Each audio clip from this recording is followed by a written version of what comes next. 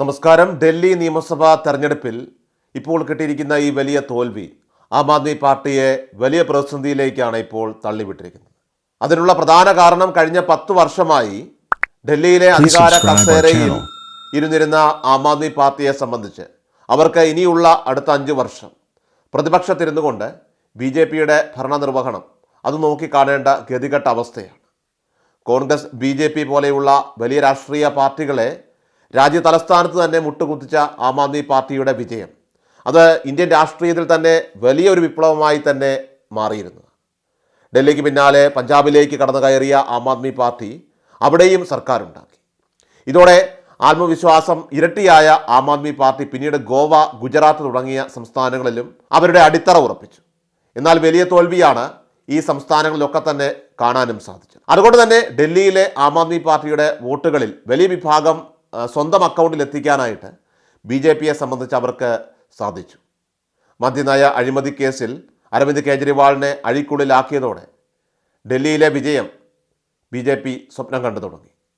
ഇതിന് പിന്നാലെ ആം ആദ്മി പാർട്ടിയുടെ വോട്ട് ബാങ്ക് പിളർത്താനുള്ള നീക്കങ്ങളും അവർ അണിയറയിൽ നടത്തി. ആ നീക്കങ്ങളെല്ലാം തന്നെ വിജയിച്ചതോടെ ആം ആദ്മി പാർട്ടിക്ക് ഡൽഹിയിൽ ഭരണം നഷ്ടമാവുകയായിരുന്നു.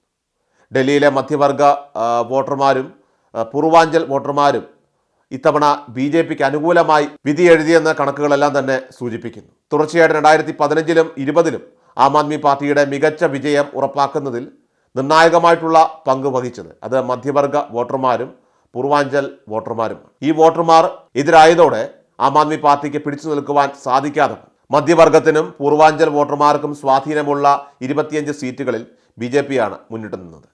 അങ്ങനെ നീണ്ട 27 വർഷങ്ങൾക്ക് ശേഷമാണ് ഇപ്പോൾ BJP ഡൽഹിയിൽ അവരുടെ ഭരണം ഉറപ്പിക്കുന്നത്. ഡൽഹിയിൽ ആം ആദ്മി പാർട്ടിയിൽ നിന്ന് മന്ത്രിസ്ഥാനമടക്കം രാജിവെച്ച് BJPയിലെത്തിയ കൈലാഷ് ഗെഹ്ലോട്ട് അടക്കം വിജയിക്കുന്ന സാഹചര്യമുണ്ടായി. കഴിഞ്ഞ 10 വർഷമായി ഡൽഹി ഭരിച്ച നിരവധി ആം ആദ്മി പാർട്ടി നേതാക്കന്മാരാണ് ഇപ്പോൾ അവിടെ തോറ്റിരിക്കുന്നത്. വിജ്വാസൻ മണ്ഡലത്തിൽ നിന്നാണ് കൈലാഷ് ഗെഹ്ലോട്ട് തെരഞ്ഞെടുപ്പിനെ നേരിട്ടത്. നിയമസഭാ തെരഞ്ഞെടുപ്പിന് വെറും 4ഓളം മാസം മാത്രം ബാക്കി നിൽക്കെയാണ് ആം ആദ്മി പാർട്ടിയെ പ്രതിരോധത്തിലാക്കിക്കൊണ്ട് കൈലാഷ് ഗെഹ്ലോട്ട് അപ്രതീക്ഷിതമായിട്ടുള്ള രാജി പ്രഖ്യാപനം നടത്തുകയുണ്ടായത്.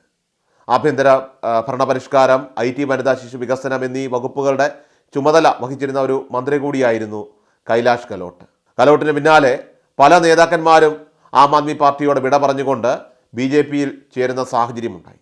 അവസാനം ഒറ്റയടിക്ക് 7 മുൻ MLAമാരാണ് ഡൽഹിയിൽ ആം ആദ്മി പാർട്ടിയിൽ നിന്ന് BJPയിലേക്ക് എത്തിയത്. എന്തുതന്നെ ആയാലും ആം ആദ്മി പാർട്ടിയുടെ തകർച്ച നോക്കി നിൽക്കാൻ മാത്രമേ ഇനി കേജ്രിവാളിനെ കൊണ്ട് സാധിക്കുകയുള്ളൂ.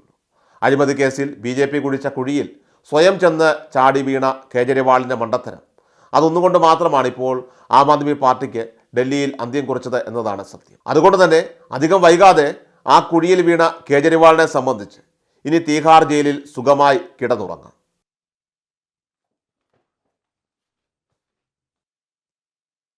എല്ലാ ദിവസവും വാർത്തകൾക്കായി സബ്സ്ക്രൈബ് ചെയ്യുക, ഫോളോ ചെയ്യുക.